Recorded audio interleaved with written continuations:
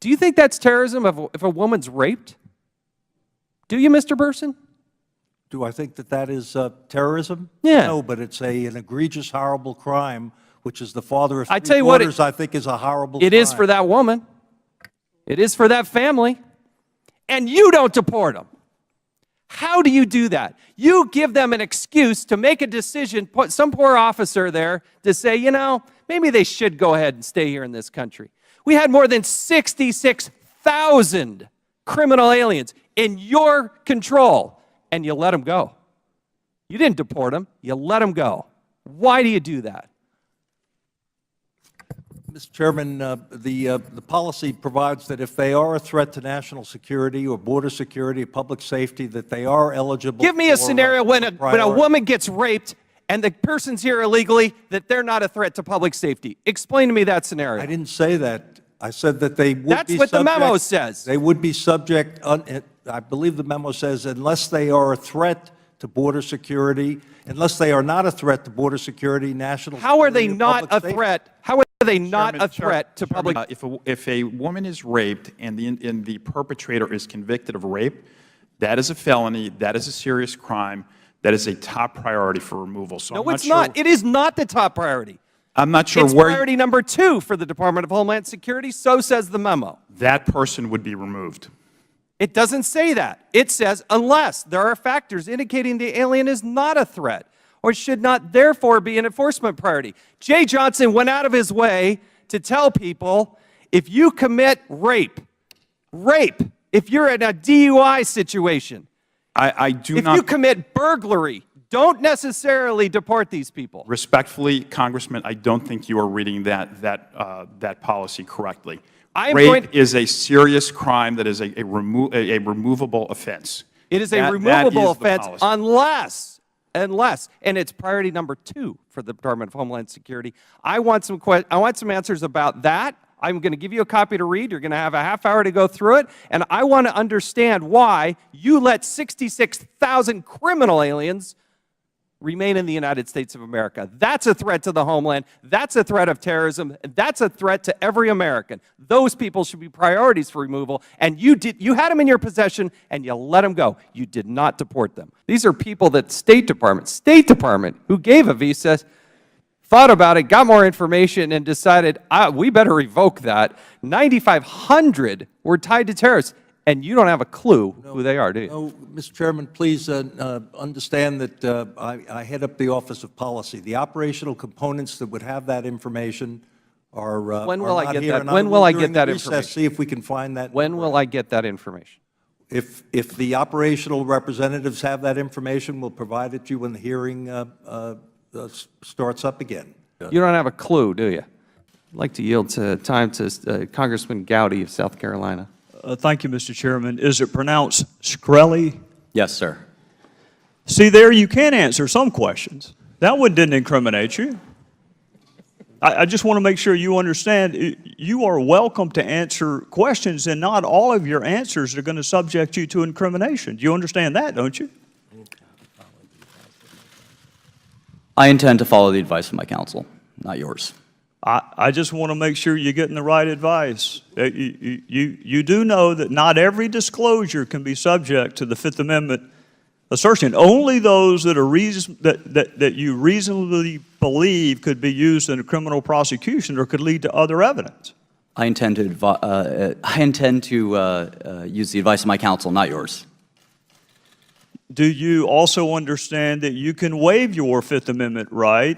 You gave an interview to a television station in New York where, if I understood you correctly, you couldn't wait to come educate the members of Congress on drug pricing, and this would be a great opportunity to do it. So do you understand you can waive your Fifth Amendment right?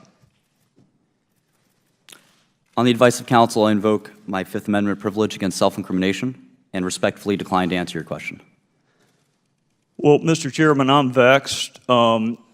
He's been willing to answer at least one question this morning. That one didn't subject him to incrimination. I don't think he's under indictment for the subject matter of this hearing. So the Fifth Amendment actually doesn't apply to answers that are not reasonably calculated to expose you to incrimination. And even if it did apply, he's welcome to waive it.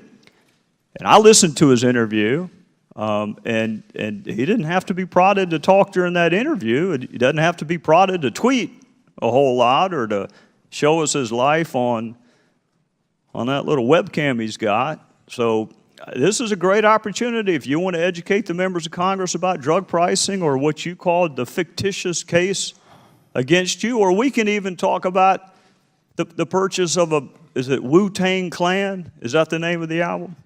Name of the group?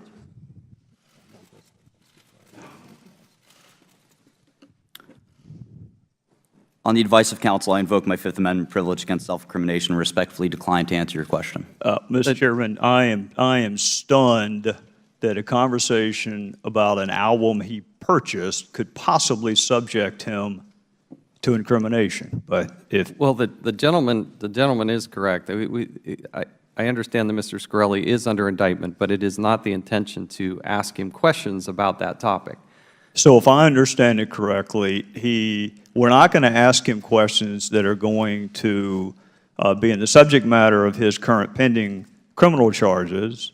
And if we were to get close to one or in the gray area, he's welcome to assert his Fifth Amendment privilege there. And if we stay away from the subject matter of his indictment, he is, some could argue, has a legal obligation to answer under Casgar versus United States, but certainly has the right to do so, as he did in the television interview and as he does quite frequently on social media.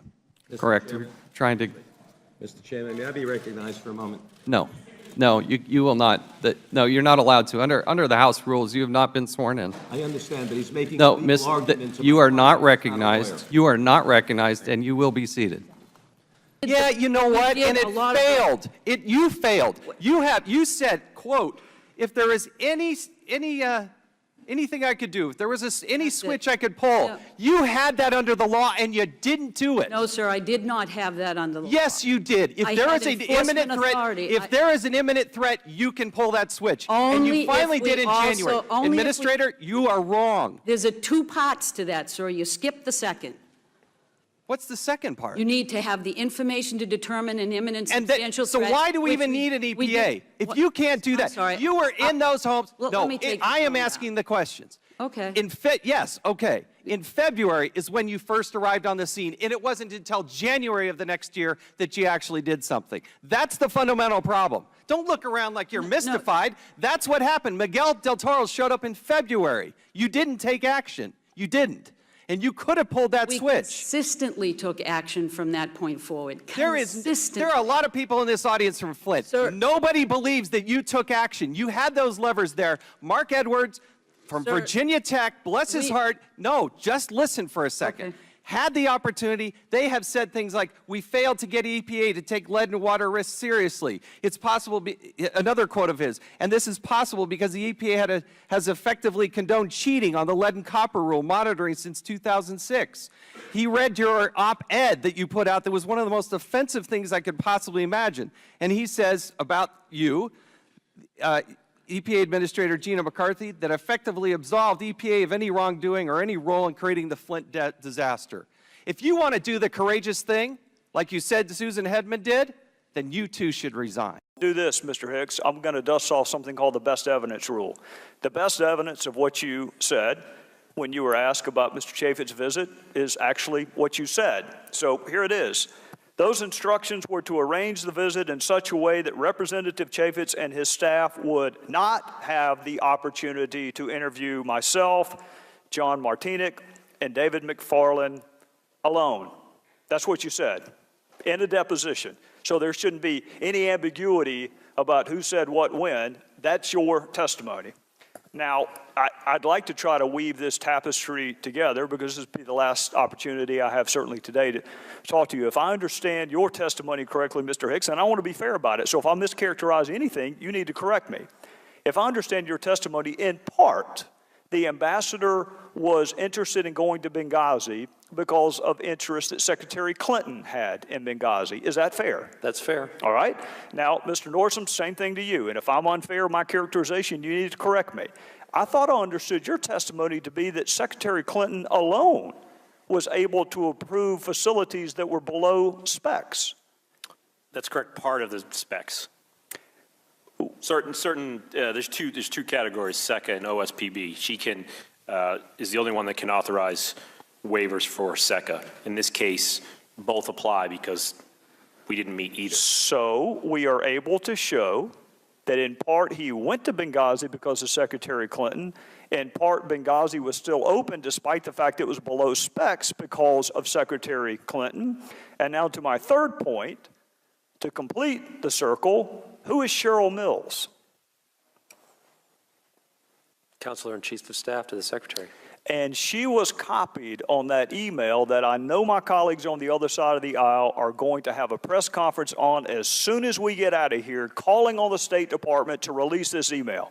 I know it, because I have heard all afternoon about denying access to documents, and they do not want to deny the public or the media access to this document. So I know they're going to call on the State Department to release this non-classified email, which Cheryl Mills was copied on, which demonstrably undercuts Susan Rice's talking points.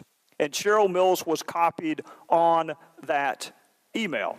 Mr. Gowdy, if I could add, Cheryl Mills was also the person that led our preparation for our October testimony. I'd never met her before, but that was explained to me who she was afterwards. And apparently, she was also less than pleased with Mr. Chaffetz's visit to Libya, if I understood that testimony correctly, which I find stunning. He's a subcommittee chairman on oversight, one of the more decent human beings I've ever met. I've never known him to inspire that strong of emotion in anyone other than Ms. Mills.